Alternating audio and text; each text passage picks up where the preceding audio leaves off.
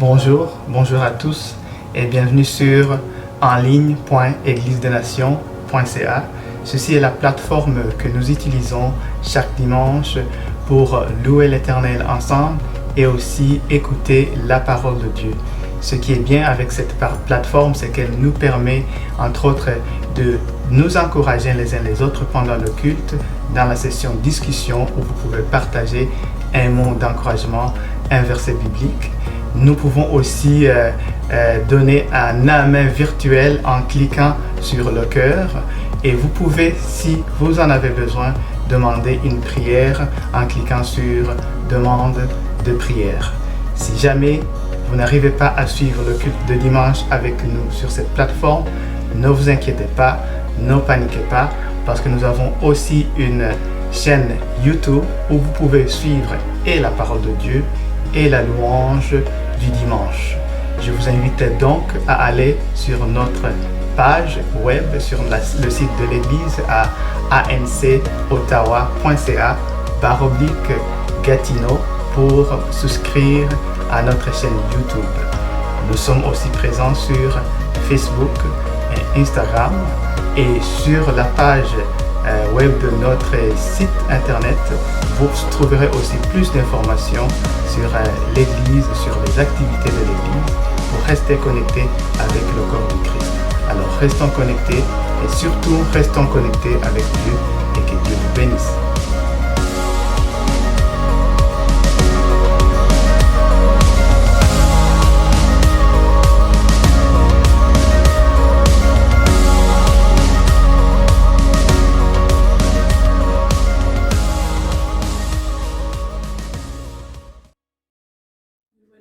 Hermanos, le damos la bienvenida a este servicio en el nombre de Jesús. Amén.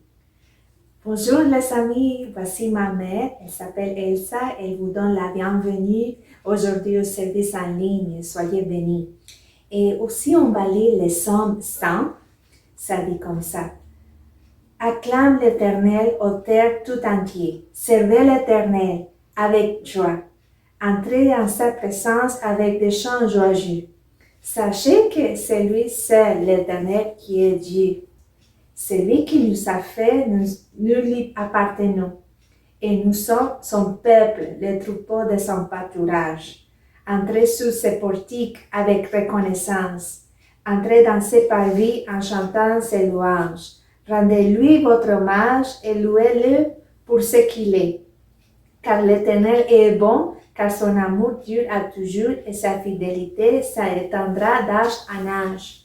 Aujourd'hui, nous allons en bref écouter la louange, par après il va y avoir un message de la dîme des offrandes et ensuite il va y avoir l'enseignement, que ce soit un moment de bénédiction pour vous. Soyez bénis.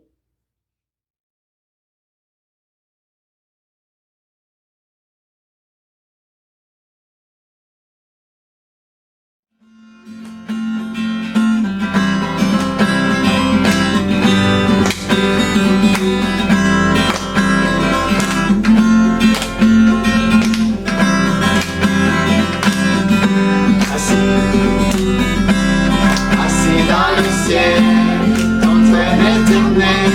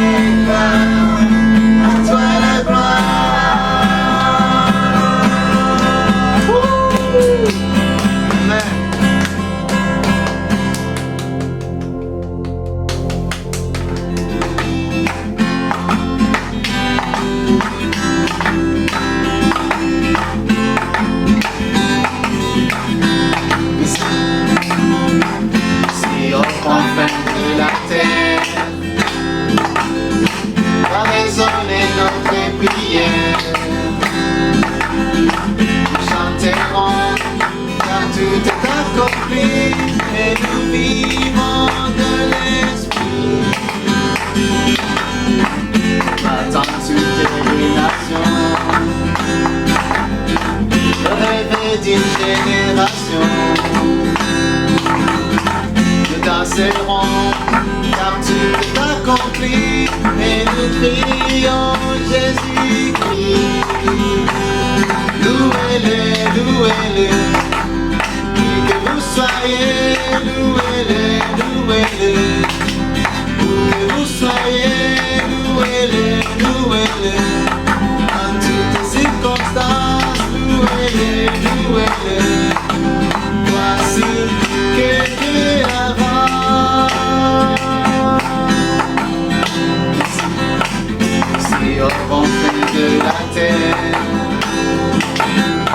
va résonner notre prière, nous chanterons car tout est accompli et nous vivons dans l'esprit. Éclatant toutes les nations, le rêve d'une génération. Nous danserons car tout est accompli et nous crions Jésus-Christ. Louez-le, louez-le, qui que vous soyez, louez-le, louez-le, où que vous soyez, louez-le, louez-le, en toutes circonstances, louez-le, louez-le, voici que Dieu avance.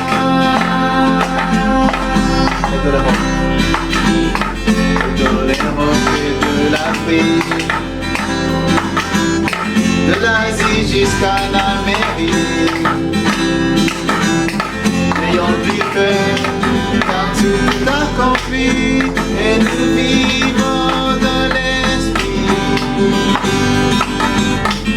Générer dans la louange et chanter l'église et les anges. À lui l'honneur, car tout est accompli et nous crions Jésus-Christ. Louez-le, louez-le, qui que vous soyez, louez-le, louez-le, où que vous soyez, louez-le, louez-le, en toutes circonstances, louez-le, louez-le, voici que Dieu avance. Louez-le, louez-le, louez-le, qui que vous soyez, louez-le, louez-le, où que vous soyez, louez-le, louez-le, en toutes circonstances, louez-le, louez-le, voici que Dieu avance. Louez-le, louez-le, louez-le, que vous soyez, louez-le, louez-le, où que vous soyez, louez-le, louez-le, en toutes circonstances, louez-le, louez-le, voici que Dieu avance.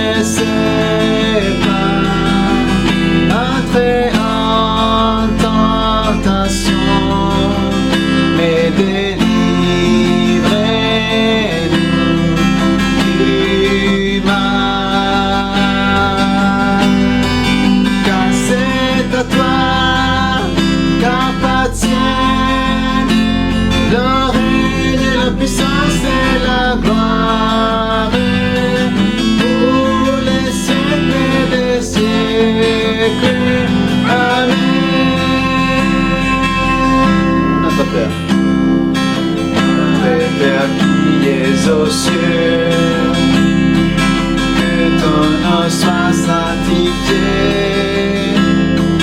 que ton règne vienne, que ta volonté soit faite sur la terre comme au ciel. Donnez-nous aujourd'hui notre pain de ce jour. Pardonnez-nous nos offenses, comme nous pardonnons aussi à ceux qui nous ont offensés. Ne nous laisse pas. Ne nous laissez pas entrer en tentation, mais délivrez-nous du mal. Ne nous laisse pas. Ne nous laissez pas entrer en tentation, mais délivrez-nous du mal.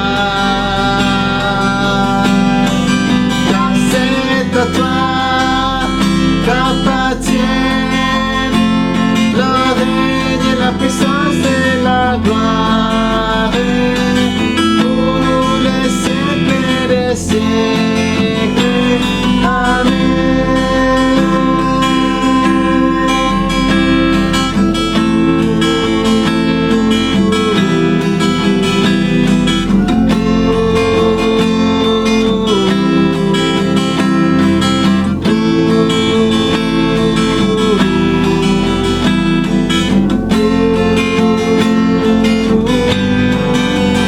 Abba Père, Abba Père, Abba Père, Abba Père, Abba Père, Abba Père, Abba, Abba, Abba Père, Abba Père, Abba Père, Abba Père, Abba Père, Abba Père, Abba, Abba, Abba Père, Abba Père, Abba Père, Abba Père, Abba Père, Abba Père, Abba,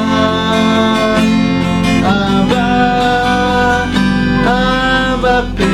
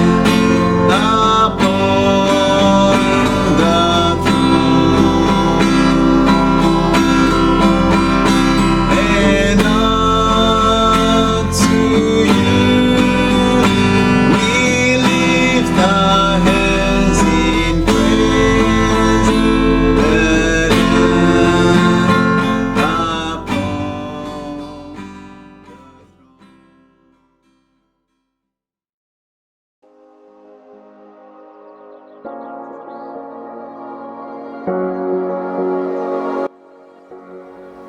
les amis, maintenant on va parler des offrandes. Ma mère elle va citer un verset de la Bible.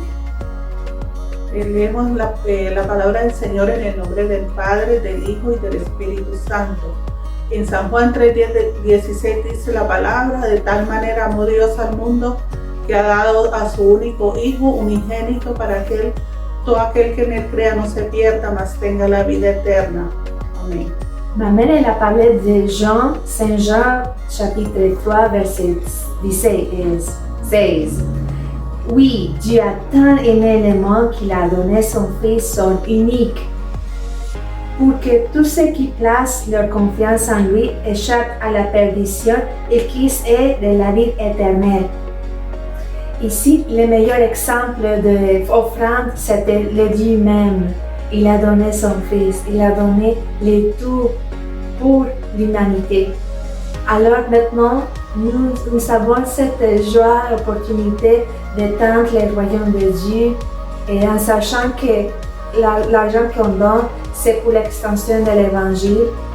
Et je vous invite à être obéissante et avoir la joie quand vous donnez. Vous allez voir aussi certaines instructions à la fin de cette vidéo. Vous pouvez, c'est facile à donner. Soyez bénis. Merci beaucoup.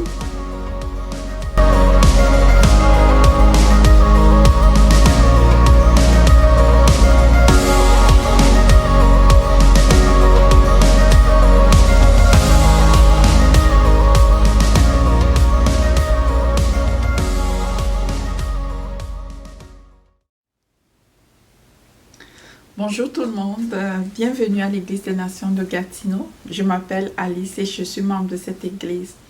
Ce matin, je vais aborder un sujet délicat et je prie que le Seigneur nous aide à saisir ce qu'il veut nous communiquer. Je vais commencer par la prière. Père, je te rends grâce, je te bénis pour ta bonté et ta fidélité. Seigneur, tu es un Dieu bon, tu es un Dieu qui prend soin de nous. Tes promesses sont oui et amen. Jamais, Seigneur, tu ne nous délaisses. Jamais, Seigneur, nous abandonnes.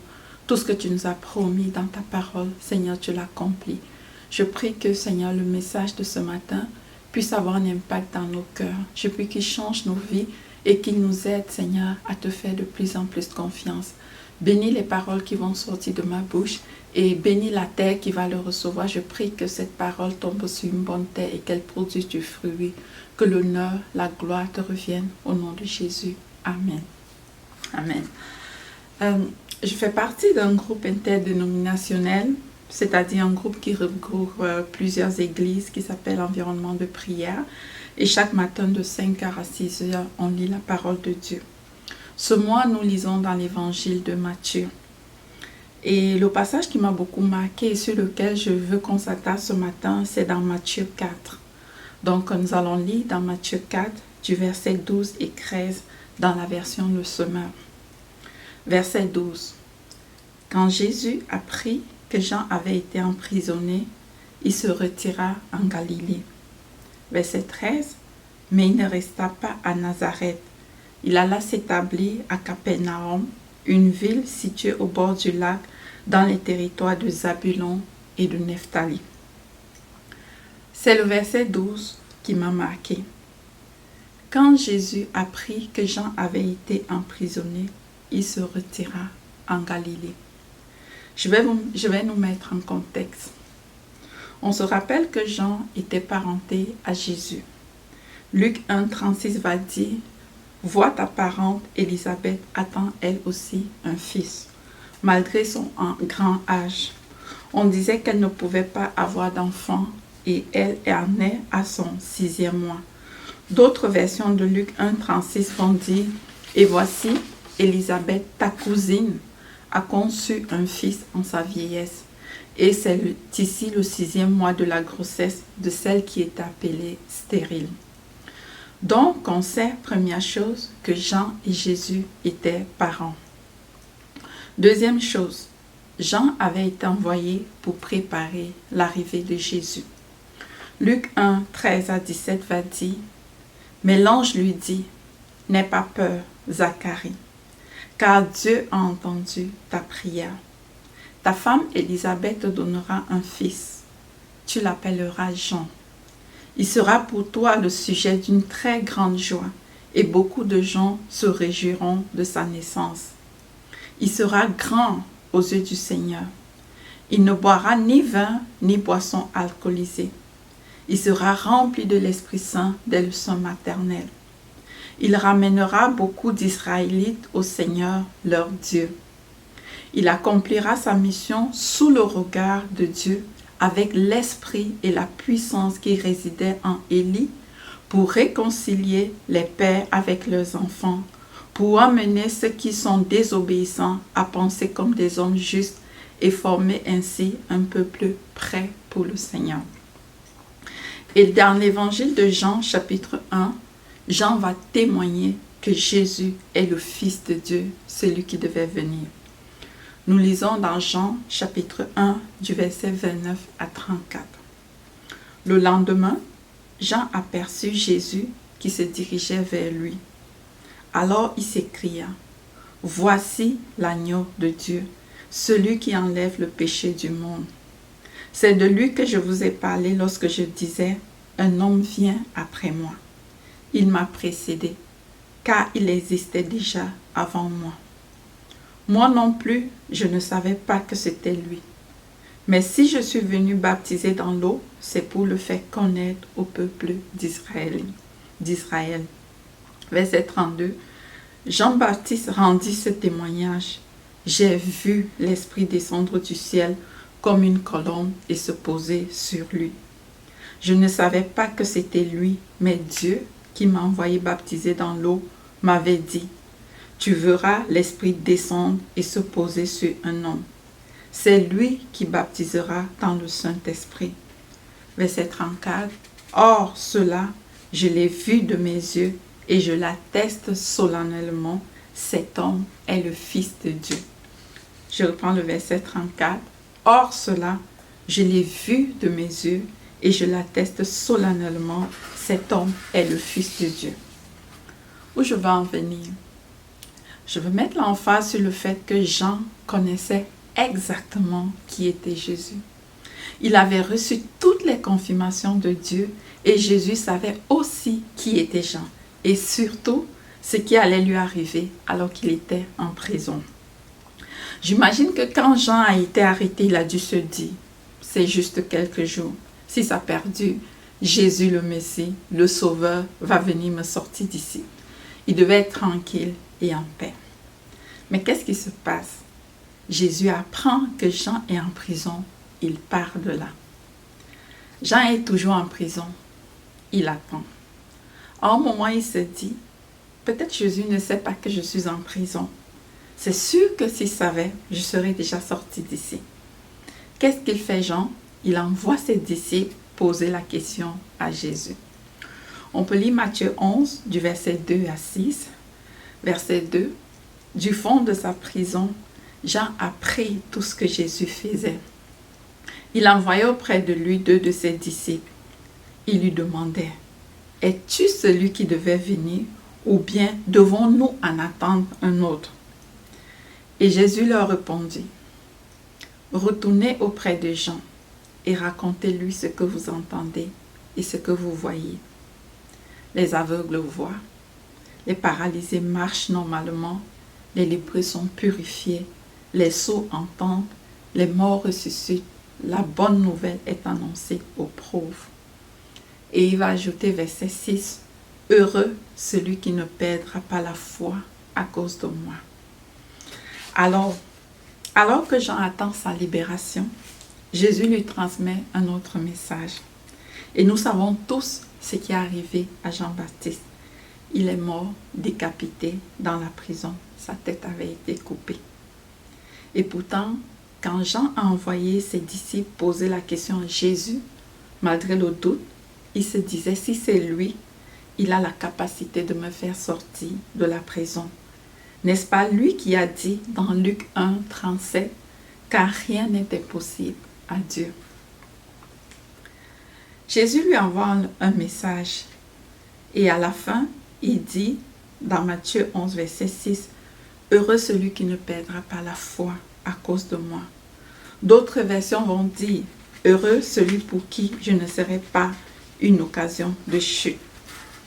Pourquoi Jésus ajoute ces phrases? Pour ma part, je pense que Jésus savait ce que vivait Jean.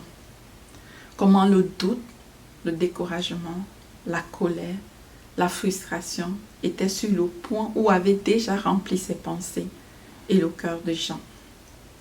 Frères et sœurs, avez-vous déjà été dans la situation de Jean, où vous vivez une situation difficile? Vous savez que Dieu a la puissance, la capacité de vous sortir ou de vous enlever de cette situation dans votre vie et il ne fait pas. Est-ce que le doute, le découragement, la colère, la frustration contre Dieu ont envahi vos pensées et votre cœur? Je me souviens une fois quand j'étais à l'université, j'avais lu dans Marc 11, 24, c'est pourquoi je vous le déclare, tout ce que vous demandez dans vos prières, croyez que vous l'avez reçu et cela vous sera accordé. J'avais demandé un montant d'argent précis au Seigneur et j'avais précisé le jour où je voulais obtenir cela. Le jour arriva et je n'ai rien reçu. J'étais en colère, frustrée contre Dieu. Pendant des jours, je ne voulais pas parler à Dieu, je boudais contre Dieu. Si je posais la question à chacun d'entre vous, chacun aura certainement une réponse. J'ai prié, j'ai confiance en Dieu pour telle situation, que ce soit le travail, la maladie, les enfants, etc. Mais ça ne s'est pas passé comme je l'espérais. Parfois, le résultat était le contraire de ce que j'espérais. Et pour revenir à Jean-Baptiste, lisons dans Matthieu 14, versets 12 à 13. Les disciples de Jean-Baptiste vinrent prendre son corps pour l'enterrer, puis ils allaient informer Jésus de ce qui s'était passé. Quand Jésus entendit la nouvelle, il quitta l'encontrée en bateau et se retira à l'écart dans un endroit désert. Mais les foules l'apprirent, elles sortirent de leur bourgade et le suivirent à pied. Quand Jésus apprit la mort de Jean-Baptiste, il quitta la contrée en bateau et se retira à l'écart dans un endroit désert. Et on sait tous que quand Jésus se retire de la foule, c'était pour parler à son Père, pour prier. La nouvelle de la mort de Jean-Baptiste l'avait certainement affecté au point où il devait se retirer, se mettre à l'écart pour être tout seul et parler à son Père. Malgré toutes les pensées qui pouvaient passer par la tête de Jean-Baptiste, Jésus n'était pas indifférent à son sort. Au contraire, Jésus avait beaucoup d'admiration pour lui. Jean est mort sans avoir entendu. Je ne sais pas s'il a entendu. Moi, je pense que je me dis certainement il n'avait pas entendu. Il n'avait pas entendu Jésus dit dans Matthieu 11, verset 11, « Vraiment, je vous l'assure, parmi tous les hommes qui sont nés d'une femme, il n'en a pas paru aucun de plus grand que Jean-Baptiste. » Voilà ce que Jésus pensait de Jean. Heureux celui qui ne perdra pas sa foi à cause de moi. Alors, vous me poserez la question, Alice, pourquoi n'a-t-il pas libéré Jean comme il a fait pour Pierre en prison? Je vous répondrai, bonne question. Je n'ai pas de réponse, mais voici ce que je veux croire et que je choisis de croire. Ésaïe 55, 8 à 9. Car vos pensées ne sont pas mes pensées, et vos voies ne sont pas les voies que j'ai prescrites, déclare l'Éternel. Autant le ciel est élevé au-dessus de la terre, autant les voies que je vous ai prescrites sont élevées au-dessus de vos voies, et autant mes pensées sont élevées loin au-dessus des vôtres. Et dans Lamentation 3, versets 21-24, la Bible dit, « Mais voici la pensée que je me rappelle à moi-même, la raison pour laquelle j'aurai de l'espérance. Non, les bontés de l'Éternel ne sont pas à leur terme, et ses tendresses ne sont pas épuisées. Chaque matin, elles se renouvellent. Oui, ta fidélité est grande. J'ai dit, l'Éternel est mon bien, c'est pourquoi je compte sur lui. » L'auteur de ce verset avait fait le choix dans son cœur. Il avait pris la résolution ferme de croire en la bonté et à l'amour de Dieu pour lui. Si vous lisez les versets qui précèdent le 21, c'est horrible. Tout ce qui lui est arrivé, des choses incroyables sont arrivées à cet homme. Malgré cela, il a fait le choix de ne pas laisser la colère, l'incompréhension, la frustration et surtout l'amertume pour lui priver de la grâce de Dieu. Hébreux 12, 15 va dire, veillez à ce que personne ne passe à côté de la grâce de Dieu. Qu'aucune racine d'amertume ne pousse et ne cause du trouble en empoisonnant plusieurs d'entre vous. Ne laissons pas l'amertume, la colère ou la frustration ou le ressentiment vis-à-vis de Dieu nous priver de la grâce de Dieu. Faisons le choix de croire en l'amour et la bonté de Dieu, quelles que soient les circonstances, quel que soit ce que nous traversons, ayons foi en Dieu. Je voudrais ajouter que, Dieu merci, toutes les histoires ne finissent pas comme celle de Jean-Baptiste. Si nous regardons dans nos vies, par exemple, moi je me souviens une fois, il y a cela des années, je passais des moments difficiles, je n'arrivais pas à avancer dans mes études, tout était bloqué. Je criais à Dieu et rien ne bougeait. Et à ce moment-là, j'avais laissé l'amertume envahir mon corps, j'étais sur le point de tout lâcher.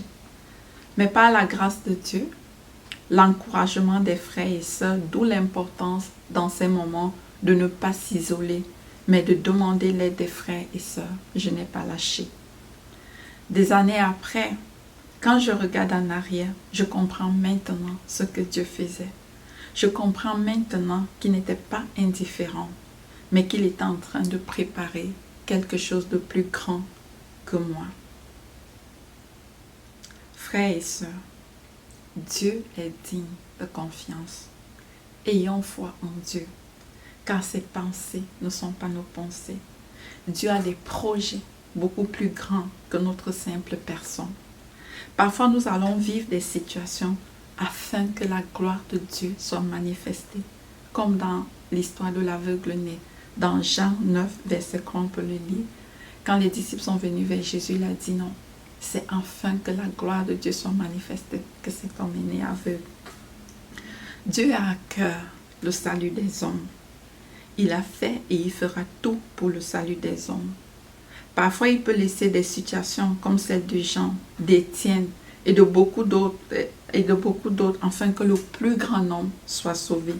Sa perspective est différente de la nôtre.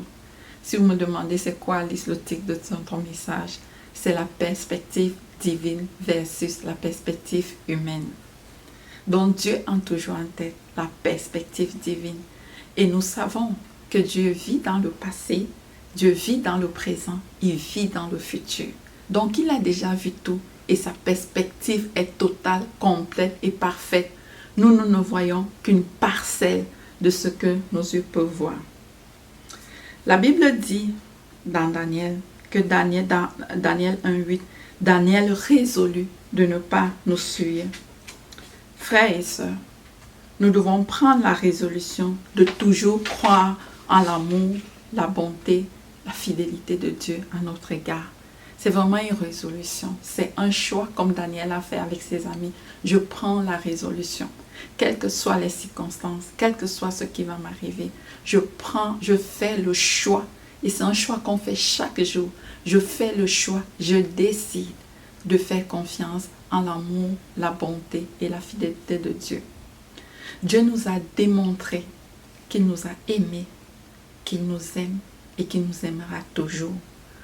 Cet amour est démontré en Romains 8, 32, lorsqu'il dit « Lui qui n'a point épargné son propre Fils, mais l'a livré pour nous tous, comment ne nous donnera-t-il pas toutes choses avec lui ?» Frères et sœurs, Dieu a des plans et des projets beaucoup plus grands que notre simple personne. Et croyons, et nous ne sommes pas rien parce que la Bible dit que Dieu connaît le nombre des cheveux de notre tête. Dieu nous connaît, nous sommes comme la prunelle de ses yeux. Il prend soin de nous. Faisons le choix aujourd'hui de croire en l'amour, à la bonté et à la fidélité de Dieu à notre égard. Que Dieu nous bénisse. Je vais conclure par un mot de prière. Père, je veux te bénir pour ta parole. Oui, Seigneur, tu nous as promis que tu seras toujours avec nous, que tu ne nous abandonneras pas, tu ne nous délaisseras pas. Quelles que soient les circonstances, tu es le Dieu qui ne change pas. Tu es le même hier, aujourd'hui, éternellement. Tu as été fidèle, tu es fidèle et tu seras toujours fidèle dans nos vies. Je prie que par ta grâce, aide-nous à te faire toujours confiance. Merci de ranimer notre foi, notre confiance en toi ce matin. Au nom de Jésus-Christ. Amen. Alors, peut-être vous avez entendu ce message et vous vous demandez, mais comment faire pour avoir une telle relation avec Jésus? Comment faire pour savoir que c'est Dieu qui me parle? Et je voudrais vous inviter, le premier pas, c'est de donner sa vie au Seigneur. Le premier pas, c'est de dire, Seigneur, Jésus, je choisis de te donner ma vie, de mettre ma confiance en toi. Et alors, lorsque vous prenez cette résolution dans votre cœur, dans un premier temps, vous pouvez demander pardon à Dieu. Demandez pardon à Dieu pour tous vos péchés. La Bible dit que car le salaire du péché, c'est la mort. Mais le don gratuit de Dieu, c'est la vie éternelle en Jésus-Christ. La Bible dit aussi que c'est par la grâce que nous sommes sauvés, par le moyen de la foi. Ça ne vient pas de nous, c'est le don de Dieu, afin que personne ne se glorifie de ses œuvres. C'est par la foi que je place en la personne de Jésus-Christ que je reçois la vie éternelle, que je suis sauvé. Si ce matin c'est votre cas, que vous vous dites, je veux placer ma confiance en Jésus, alors je vous invite à faire cette prière après moi. Seigneur Jésus, je viens devant toi ce matin. Je te demande pardon pour tous mes péchés. Je te demande pardon pour tout ce que j'ai fait qui ne t'a pas honoré. Viens me purifier, viens me pardonner. Prends mon cœur, je fais le choix ce matin de te donner ma vie, de déposer ma vie à tes pieds. Viens remplir mon cœur par ta présence, par ton amour. Je t'accueille maintenant comme Seigneur et Sauveur. Au nom de Jésus.